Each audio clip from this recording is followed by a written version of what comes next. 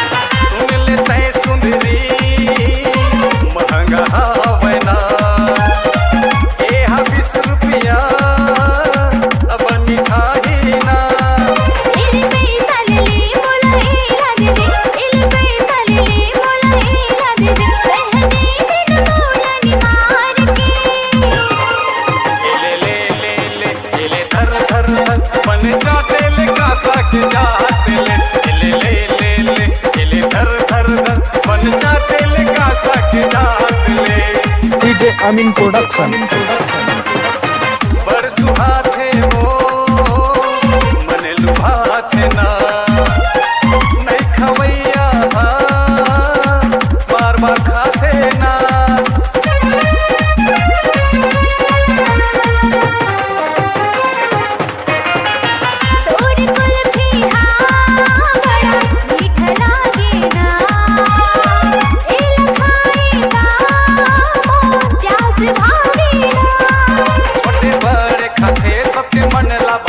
छोटे बड़े खाते सबके मन लाभाते यह पर हवे रसदार वो लहसनो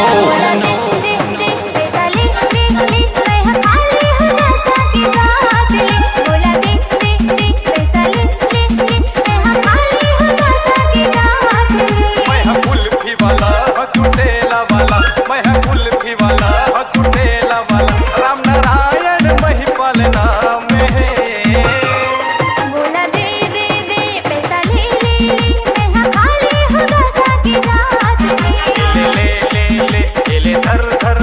बन जाते ले गासा के जाते ले